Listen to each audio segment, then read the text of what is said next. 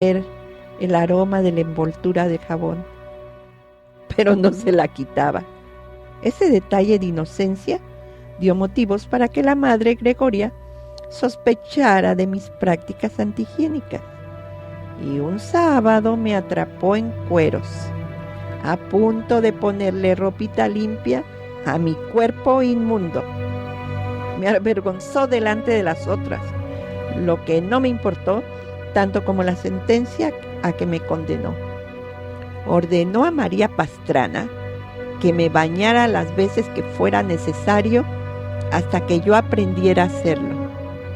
En menos de 3 lecciones aprendí. Pude y quise bañarme sola. Máxima que mi cabeza no tenía pelo. Verás, en Morelia me rapaban 2 y 3 veces al año, invocando la asepsia y la salud como motivos. Me gusta decir que me raparon 10 veces contra los piojos, la sarna y la mugre endémicos en el internado moreliano, y 3 porque las Castro me trasquilaron y le pegaron chicle a mis cabellos mientras yo dormía. Al internado de Puebla llegué rapadita. Mis cabellos empezaban a crecer bonitos y ensortijados, y no tuve que dedicarles mucho tiempo ni esfuerzo, ni gastar jabón los miércoles y los sábados. Cada interna poseía una nica para no tener que ir al retrete del patio. Era un nido de tarántulas y caras de niño. Yo no tenía miedo de ir a orinar afuera, románticamente en la fuente, como tampoco le temía a las alimañas ni a quemarme las plantas de los pies pisando la clausura de las monjas, pecado que cometí cercano al fin de cursos. Verás, estábamos formadas en el patio una mañana de deportes, vestidas de blanco, la faldita del uniforme 1000 veces más corta que el uniforme azul marino que llegaba a las rodillas. Las piernas y los muslos de Pilar Barroso eran bellísimas, perfectas, y Pilar lo sabía. A punto de salir para la escuela, 2 calles separadas del internado, a Pilar le aleteó la mariposa de la coquetería y se entregó a modelar fuera de fila para presumir sus piernas. Ay, la sorprende la madre superiora y le dice con su humor de punta de alfiler certera: árbol que crece torcido, nunca su rama endereza. Qué berrinche de Pilar y qué carcajadas las nuestras. Se enchila Pilar y encara a la madre superiora, andaluza y enojada, ni que le entienda su cólera verbal. Reíamos a llorar. Pilar nos mienta a la madre. Y si hay algo prohibido en el internado de las monjas, después del pecado de la carne, son las malas palabras. Histerismo aparte.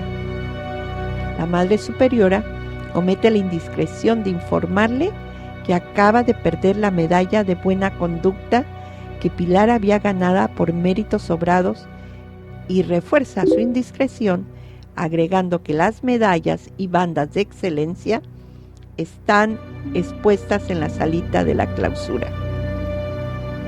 Lo de menos fue la reacción de Pilar, que se colgó de las caderas de la madre superiora pidiéndole perdón. Lo demás fue que yo, ese mismo día, al anochecer, me colé a la salita de clausura monjil a ver las medallas y las bandas de excelencia, las mías y de mis amigas. Me sorprendió la madre Adela Correa, una de nuestras custodias, de las que te contaré un hecho inolvidable. Pues perdí la banda de excelencia en aplicación o de aprovechamiento y me gané el castigo de dormir esa noche en las habitaciones sagradas de las religiosas, condenándome la madre superiora al fuego temporal psicológico, que me ardió y me dejó cicatrices profundas. Yo creía que el infierno más que en el cielo, quizás porque mis travesuras e impulsos irrefrenables obligaban a las monjas a condenarme sistemáticamente. Del mismo modo que una gota encadenada a millones taladra la roca más obcecada. Muro con muro de la enfermería estaban las habitaciones de don Isaac San Pedro, que daban a un zaguán en el que se mantenía un carruaje sin ruedas. Del portón se abría solo el portillo, de madrugada y al amanecer. Vivía solo. Alguna monja lega arreglaba su hogar y le preparaba los alimentos.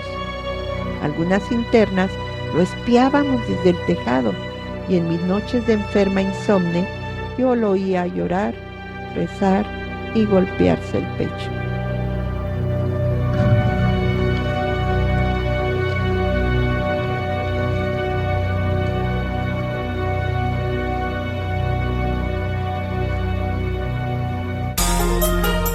En los últimos 5 años, Círculo Cultural se ha consolidado como un espacio de vida creativa, integración familiar, conservando las tradiciones y el español, mejorando así la calidad de vida de su comunidad y llegando incluso a influir positivamente sobre la población de menores ingresos de esta zona de California. Eso es lo que somos en circulocultural.org.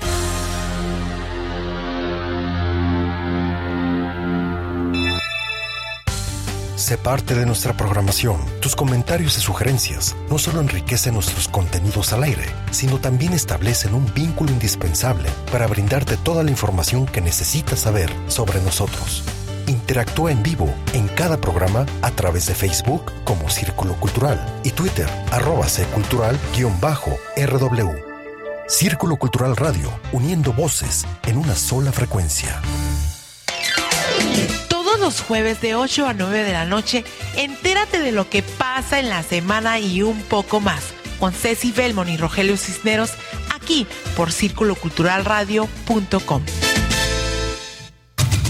Estás escuchando Círculo Cultural, la voz de nuestras raíces. Ya estamos de vuelta aquí en La Voz de Nuestras Raíces y ¿verdad que está muy interesante este libro? ¿Qué les ha parecido? Pues la forma de escribir de ella tiene un lenguaje sencillo, divertido, y cuando lo estamos leyendo nos imaginamos ese escuinclilla, ¿no?, rebelde, que para ella era más común sentirse en el infierno que en el cielo, pues porque estaba condenada al fuego eterno por las madrecitas. Y además me imagino la figura de ese don Isaac, las niñas chismeando y a ver qué está haciendo, de curiosas, ¿no? Y sabes que, bueno, al hacer este tipo de reseñas, tanto para ella como para otras personas, es pues innegable la confrontación con algunos abusos, no solo educativos totalmente, entonces, sino con todo el asunto con la Iglesia Católica. Y mi invitación aquí es que veamos más allá de eso, que lo veamos como parte de la historia cultural y también sociopolítica de México o de la época, ¿no? Y cómo ha cambiado el tema con la infancia, cómo al mismo tiempo se mantiene, como quien está convencido que es lo peor se convence desde chiquito y en realidad queda marcado para toda su vida. Por supuesto, pero también pues queda claro que era una niña con muchísima luz. Y voy a platicar aquí, bueno, Ricardo Mendoza nos dice que él antes de dormir lee un blog de Kabbalah, que muchas gracias por tu respuesta, Ricardo. ¿Tenemos algunas otras respuestas a la pregunta del día? Sí, de hecho aquí me están comentando desde Toledo, España, que qué curioso que siendo hijos de refugiados que eran de izquierda, los hubieran traído justamente a escuelas de monjas y que simplemente era, bueno, terrible, que porque algunos de los niños pues vinieron a sufrir lo mismo que hubieran sufrido durante el régimen nacionalista en España. Tienes mucha razón, Coral. En realidad, muy, muy contradictorio, ¿no? ¿Sabes lo que pasa? Que aunque Lázaro Cárdenas no era católico y además tenían prohibido salir a la calle con las sotanas, uh-huh. Lo que pasa es que no había infraestructura para recibir esos niños y los únicos colegios que había y han seguido existiendo, por ejemplo, yo soy católica, pero no soy religiosa. Sin embargo, los buenos colegios, desgraciadamente, en México son católicos. y los mejores colegios de los que uno puede echar mano, pues son así. Entonces los niños, por ejemplo, mis hijos, a pesar de que son librepensadores, en La Salle tenían, cuando iban en la primaria, tenían que rezar San Juan de La Salle, no me acuerdo, tenían que rezar primero no sé cuántas oraciones, cosa que no hacían en la casa. Es ahí donde yo digo, hay que estar en el país que fueres, haz lo que vieres, o al lugar donde fuere, ponerte la máscara para poder recibir la enseñanza de otros libros, por ejemplo, recibir deportes que hay en los colegios católicos, deportes, hay música, hay paseos a museos, todo eso que en ese tiempo los colegios del tiempo de mis hijos del gobierno no hacían. Así es de que también van a decir, Estela, ¿cómo mandaste a tus hijos a escuelas católicas si no eres tú religiosa? Pero es la infraestructura, y a lo mejor en el tiempo de Lázaro Cárdenas, el convento que tenía las instalaciones adecuadas para recibir a tantos niños, pues era un católico. Eso es lo que yo creo. Sí, me está diciendo aquí también Amparo Rodríguez que si bien no había presupuesto durante el gobierno de Lázaro Cárdenas, menos lo había con su sucesor, que inclusive Manuel Ávila Camacho recortó el presupuesto para el Colegio de Morelia, donde todavía existían como unos 60 niños, y el 24 de diciembre pues corrieron a los que quedaban, y algunos de los niños de Morelia se convirtieron en niños de la calle. Ay, qué tragedia. Qué pena. Es una historia que me conmueve muchísimo ¿Y sabes qué pasa? Que cada vez que termina un gobierno en nuestro país, todos los proyectos se cancelan. O sea, haz de cuenta que le invierten a una obra de infraestructura bastante costosa que no se va a acabar en el sexenio. Y entonces cuando termina, se cancela, se pierde el material, y lo malo con estos niños, seguramente sí, se cancela el presupuesto, pero no se trataba de obras de infraestructura, se trataba de vidas humanas. Y el segundo que viene no le da la importancia que realmente tenía. Sí, aquí también me está diciendo la misma persona que el general Lázaro Cárdenas prohibió que estos niños fueran adoptados porque pensó que iban a regresar muy pronto a España, pero cuando, los republicanos pierden la guerra, se quedan aquí.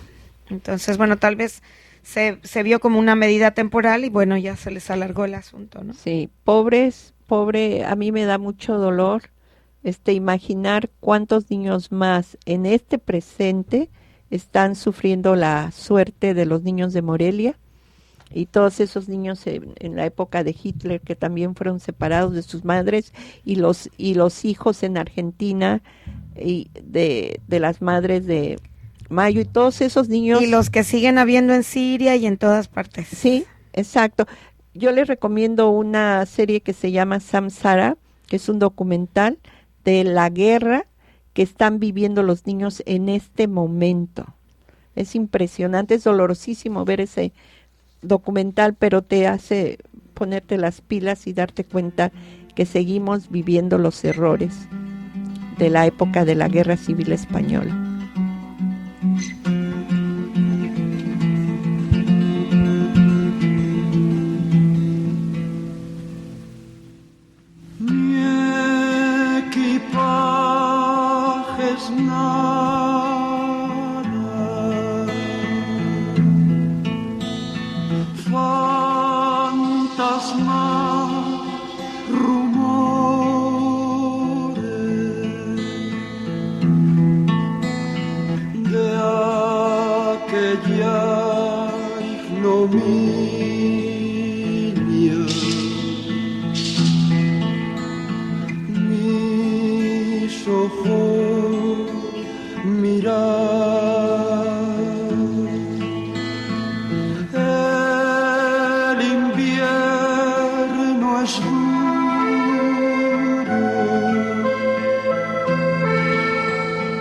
Para los que han